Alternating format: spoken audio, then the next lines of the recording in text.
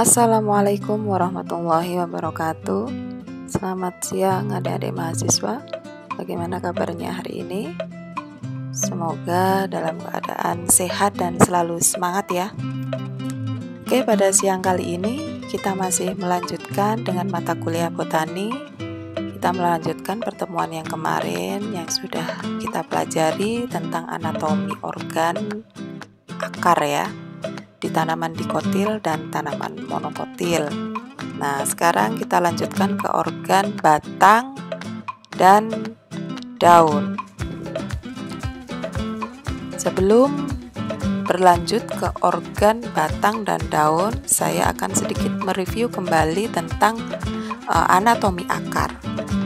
Yang perlu diingat nanti, struktur utamanya pada jaringan akar itu terdiri dari epidermis, kemudian juga ada sistem jaringan dasar dan sistem jaringan pembuluh. Nah, ini sudah ada di gambar ya. Jadi terlihat jelas pembuluhnya di sini. Xilem dan floemnya terlihat besar. Ini biasanya yang mencirikan kalau dia adalah organ akar. Walaupun sama-sama bulat bentuknya dengan organ batang. Nah, ini cirinya di sini.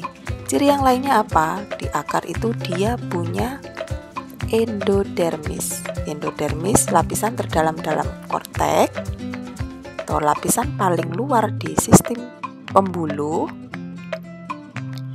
Dan juga terdapat pita Kasperi di sini, fungsinya untuk transport intraseluler, pengangkutan air dan garam-garam mineral. Kemudian sistem jaringan pembuluhnya, xilem dan floem, tersusun berselang-seling, baik di dikotil maupun di monokotil. Ini sekilas mereview tentang anatomi organ akar tanaman dikotil dan monokotil. Nah, sekarang kita pelajari lebih lanjut di anatomi akar. Anatomi batang. Untuk anatomi batang, coba dilihat gambarnya. Secara umum, jaringan penyusun pada batang itu terdiri dari epidermis, kemudian juga ada sistem jaringan dasar, ada korteks, kemudian juga ada sistem jaringan pembuluh, xilem dan floem.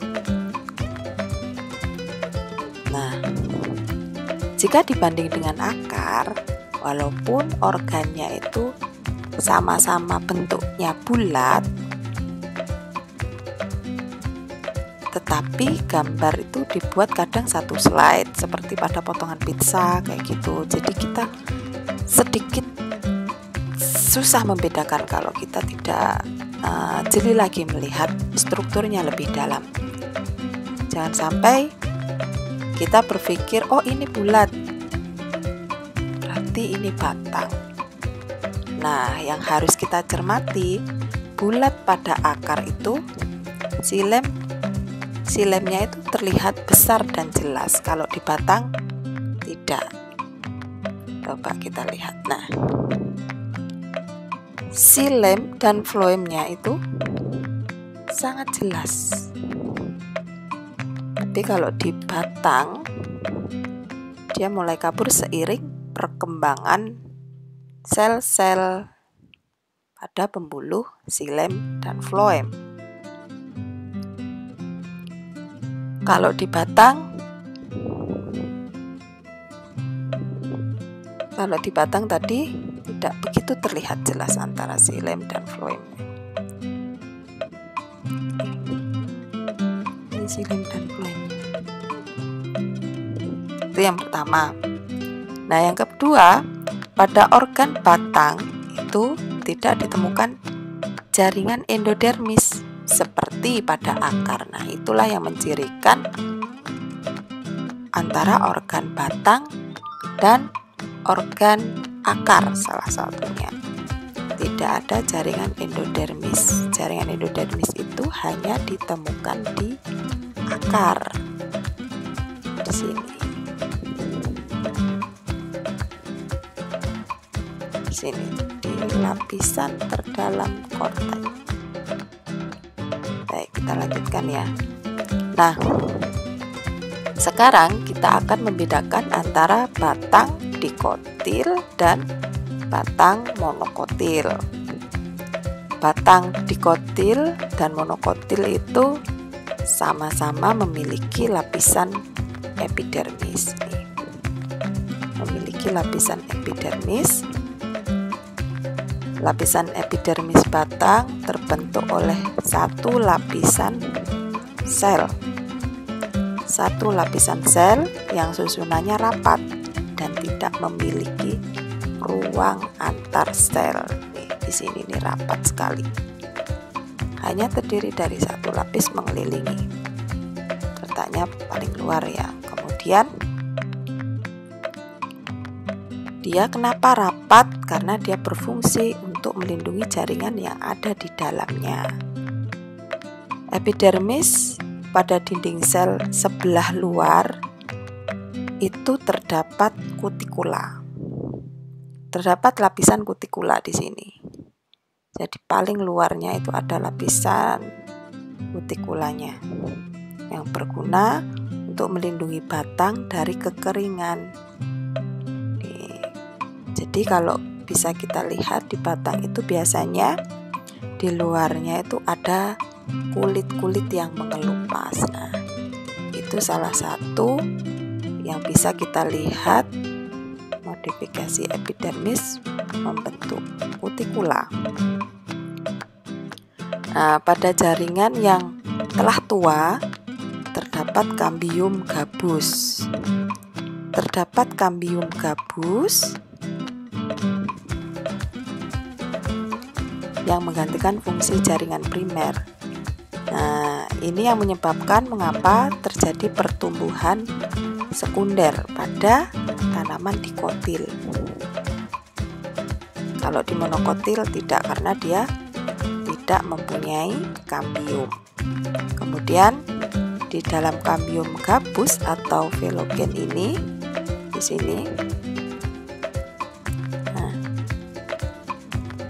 kadangkala ada celah-celah yang disebut dengan lentisel. Nah, lentisel ini berfungsi sebagai pertukaran gas. Pertukaran gas untuk proses respirasi, untuk perkembangan sekunder nantinya. Sehingga batang-batang dikotil itu bisa membesar. Lalu, di beberapa tanaman epidermisnya itu mengalami modifikasi. Modifikasi turunannya itu ada yang membentuk sel silika dan sel gabus. Ada membentuk silika dan sel gabus yang tebal. Contohnya misalkan di tanaman tebu. Nah, kalau tanaman tebu itu kulitnya di batang itu kan kaku. Itu modifikasi dari epidermis membentuk silika. Terus kemudian lapisan di dalamnya setelah silika itu ada gabus. Nah, gabus-gabus inilah untuk menyimpan gula nantinya. Kalau di akar, modifikasi epidermis itu dia bisa membentuk bulu-bulu akar. Itu yang membedakan modifikasinya. Lalu pada jaringan korteks. Nah, pada jaringan korteks pada batang tersusun oleh sel-sel parenkim yang keadaan dindingnya itu tipis. Kemudian ada rongga-rongga sel yang memungkinkan adanya pertukaran gas. Kemudian juga sel-sel parenkim pada korteks batang tidak beraturan, sehingga mengakibatkan banyak ruang di antara sel-selnya. Nah, selain sel parenkim itu di korteks itu juga ada sel kolenkim dan sklerenkim. Kedua sel ini berfungsi untuk menyokong dan memperkuat batang. Pada batang dikotil, dia memiliki serat-serat sklerenkim. Serat-serat sklerenkim ini fungsinya untuk melindungi organ-organ yang sudah tua di sini. Serat-serat sklerenkimnya. Sebagian korteks ini juga memungkinkan terjadinya cadangan makanan karena sel-sel yang terdapat di bagian dalam korteks itu mengandung amilum. Mengandung butir-butir amilum di sini. Kemudian di bagian stele atau silinder pusatnya mengandung sel-sel parenkim dan berkas-berkas pembuluh angkut, yaitu xilem dan floem. Juga di bagian bawah korteks,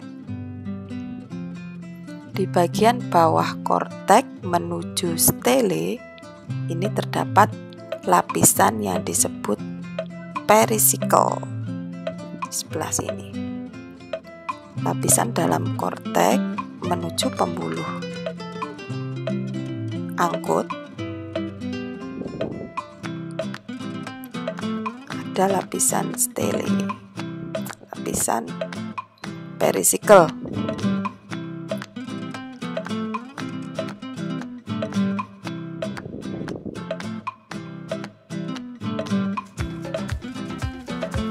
Pada batang dikotil itu memiliki susunan berkas pembuluhnya itu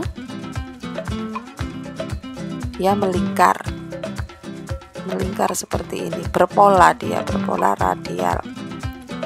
Nah, sedangkan pada batang monokotil dia tidak berpola. Ada titik-titik yang tersebar seperti biji semangka seperti ini. Ini adalah jaringan pembuluh xilem dan floemnya tersebar seperti biji semangka. Nah, kenapa yang monokotil itu dia tidak membentuk pola seperti pada dikotil? Nah, kalau dikotil dia membentuk pola ini karena dia ada batasnya, ada kambiumnya di sini. Antara floem dan xilem itu ada batasan di sini, kambium.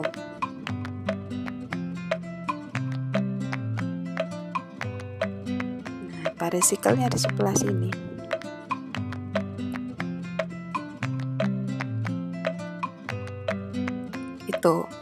Itu yang membedakan batang dikotil dan monokotil.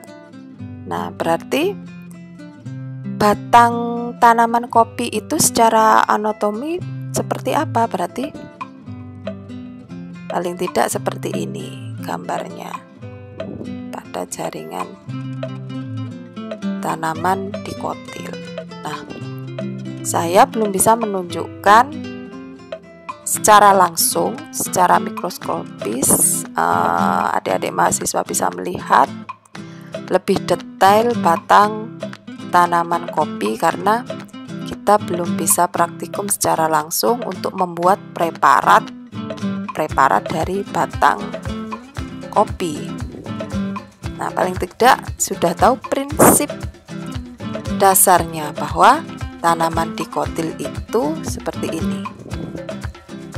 Dia sistem jaringan pembuluhnya membentuk pola seperti ini. Kemudian dia juga tidak ada endodermis. Pola yang terbentuk itu terbentuk karena dia mengandung kambium di sini.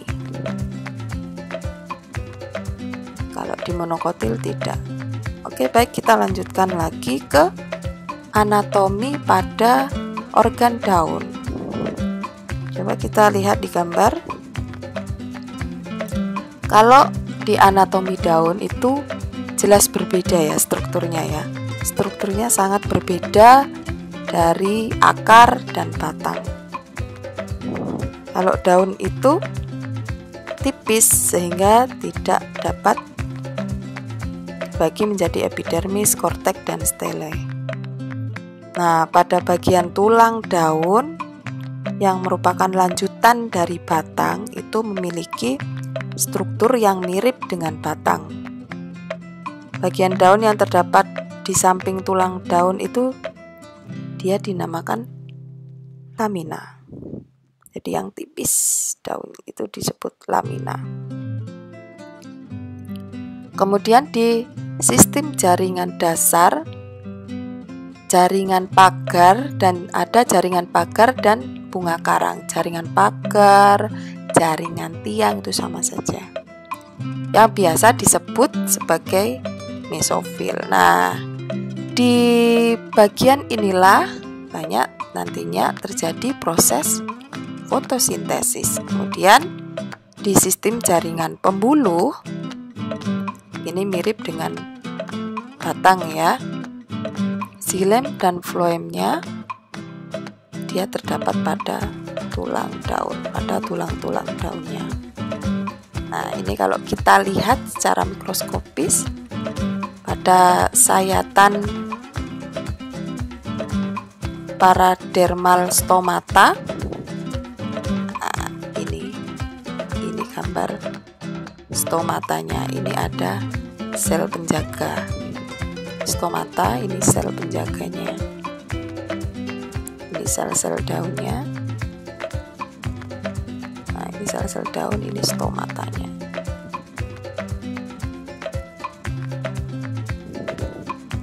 Tuh. Jadi ini mesofil, mulai dari sini sampai sini. Ini adalah sistem jaringan dasar yang terdiri dari jaringan tiang dan jaringan bunga karang, atau biasa kita sebut dengan mesofil. Nah, epidermisnya dia ada dua, epidermis atas kemudian juga di epidermis bawah. Terdiri dari satu lapis sel yang rapat juga, kemudian juga dilapisi dengan kutikula. Kutikula ini fungsinya untuk mengurangi penguapan kalau misalkan pada kondisi yang kering. Sekarang coba kita telaah lagi antara anatomi daun tanaman dikotil dengan tanaman monokotil. Kita lihat dulu di yang dikotil ya. Nah, epidermis.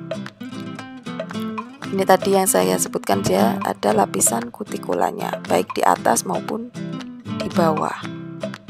Seperti ini. Kemudian baru ada satu lapis sel epidermis.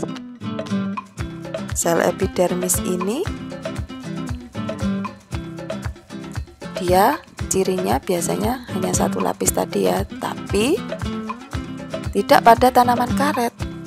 Kalau tanaman karet itu ada beberapa lapis sel epidermisnya, lebih dari satu. Nah, fungsinya dia menjaga bentuk daun, kemudian juga melindungi bagian dalam sel dari kekeringan.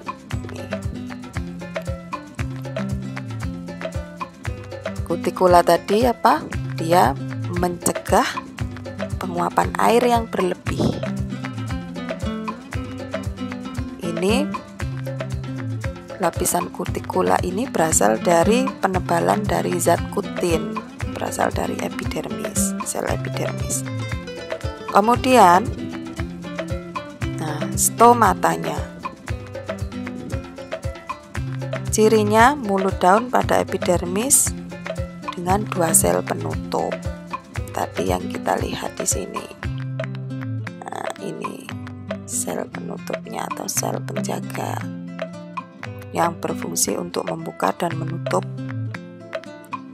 ulut daun. Ini fungsinya dia sebagai jalannya udara. Sel penjaga ini mengatur membuka dan menutupnya stomata. Nih, membuka dan menutup stomata untuk proses fotosintesis, pertukaran karbon dioksida dan oksigen. Kemudian rambut dan kelenjar. Nah, ini kadang ada di tanaman tertentu, di daunnya itu seperti membentuk bulu-bulu atau rambut dan kelenjar. Nah, dia sebagai alat tambahan pada epidermis. Kemudian mesofilnya, dia berfungsi untuk fotosintesis. Di sini dia berfungsi untuk fotosintesis. Terdiri dari sel parenkim yang berdiferensiasi menjadi palisade dan spons. Nah, ini dia berasal dari sel-sel parenkim.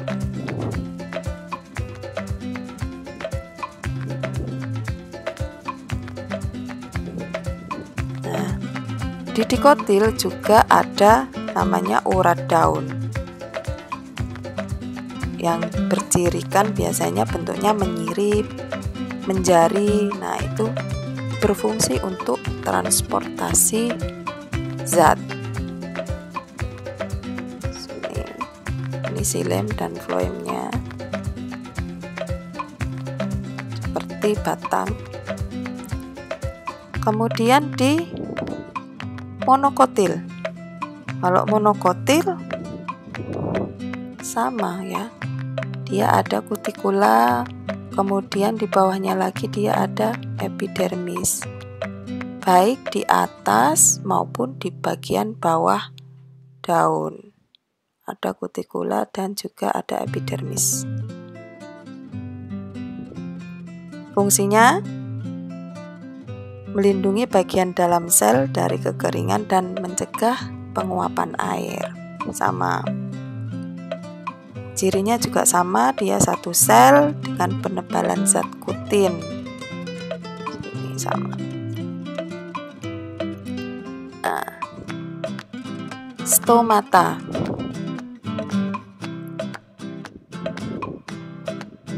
Stomatanya dia itu berderet, letaknya itu berderet di antara urat daun. Di sini, di sini, di sini, di sini. Nah, ini yang mencirikan tanaman, membedakan antara tanaman dikotil dan tanaman monokotil. Anatomi daunnya berfungsi, kalau fungsinya sama ya, dia sebagai pertukaran gas karbon dioksida dan oksigen untuk proses fotosintesis.